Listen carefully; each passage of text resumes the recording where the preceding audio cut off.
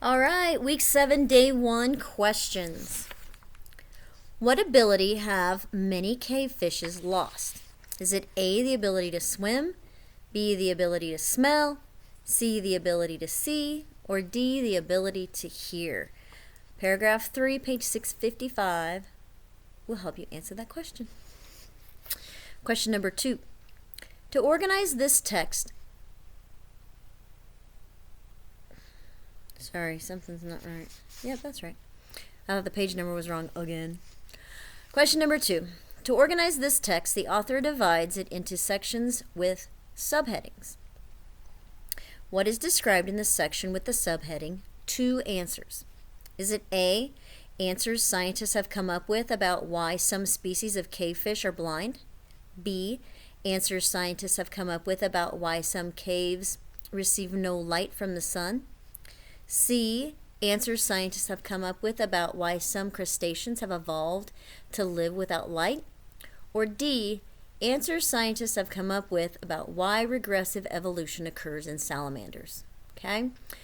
Page 656 and 657 under 2 answers will help you with that. Number 3. People's genes determine which traits they inherit. What information in the article supports this statement? Was it A, how did that happen? How can evolution cause a species to lose a trait? It's a mystery that evolutionary scientists have been struggling to unravel. The search for an answer gives us a fascinating look at how evolution works.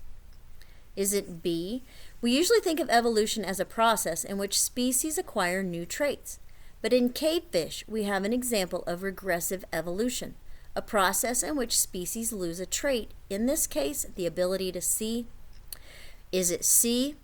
You have 5 fingers on each hand because of the genes you got from your parents. However, if you have an accident and lose a finger, your children will still be born with 5 fingers on each hand.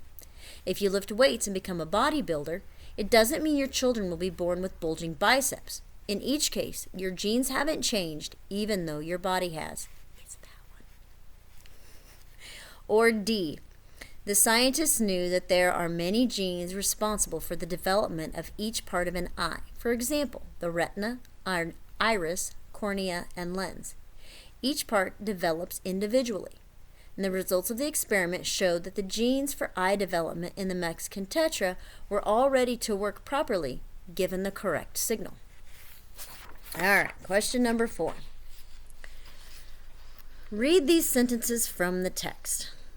The researchers did indeed find one of those genes.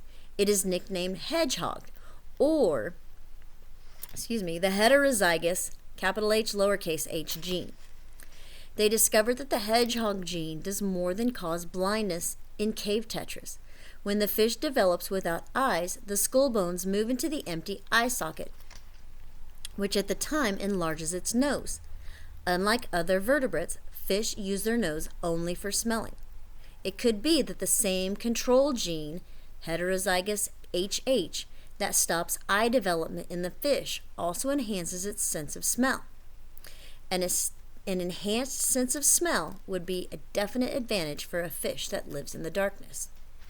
So based on this information, what can you conclude about the effect that the size of the cave tetra's nose has on the cave tetra's sense of smell?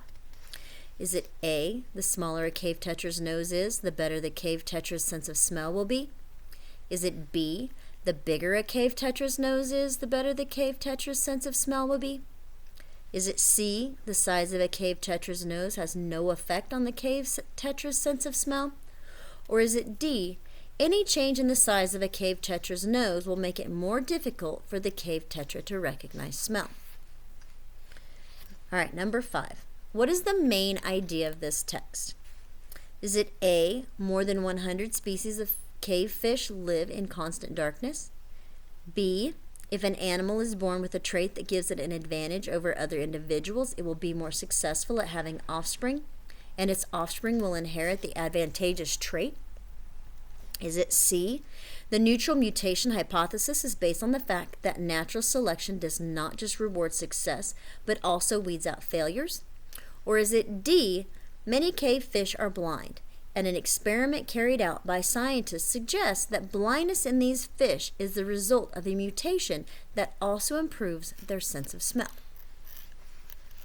All right, so the main idea, whole story. Okay, that one's a little tough. So if you have difficulty and you need help, holler at me, okay? All right, number 6. The title of this text is, Why Do Cavefish Lose Their Eyes? Why might the author have written the title as a question? Is it A, to prepare readers for a discussion of possible answers to this question in the article? B, to encourage readers to answer this question on their own before they read the article? C, to criticize scientists for not having reached a definite answer about why cavefish lose their eyes? Or D, to praise scientists for the efforts they have put into understanding the cause of blindness in cavefish eyes? All right, number 7. Read these sentences from the text. The fact that cavefish don't use their eyes has absolutely no effect on the DNA in their chromosomes. They are blind because something happened to the genes that control the development of their eyes. This change is passed on from parent to offspring. That explains why a blind fish would have blind offspring, but it doesn't explain how a whole species of blind fish came to exist.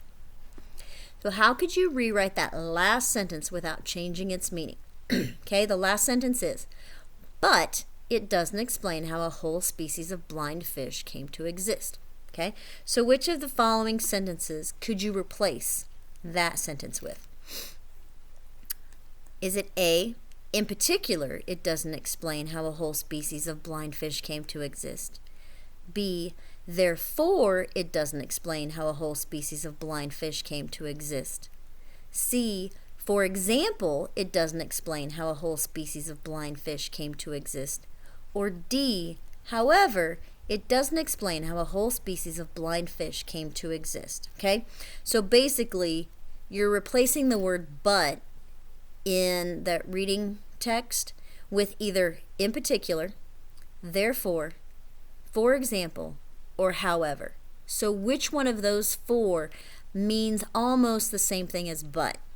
Okay? And that's going to be the one that's going to be your best answer. Okay? If you got questions, holler at me. Question number E. Describe the first hypothesis that scientists have about blindness in the Mexican tetra. Be sure to discuss pleiotropy in your answer. Okay, go to paragraph 1, page 668 to help you with that answer. Question number 9. One effect of the hedgehog gene is to make cave tetras go blind. What is another effect it might have? Page 668, paragraph 2. And page 669, paragraph 1 and 2, will kind of help explain to you what the other effect that heterozygous HH gene, the hedgehog, had on the tetras. And question number 10. As a result of the experiment scientists did with Mexican tetras, it seems likely that their first hypothesis about blindness in the tetras is right. Explain how the result of this experiment supports their first hypothesis, and support your answer with evidence from the text and images. So the image is going to be on page 668, and then I think probably the best paragraph is going to be paragraph 1 to help you answer that question. All right, that's it for today. I will see you tomorrow. Have a great day. Mwah. Love and miss you all. See you later.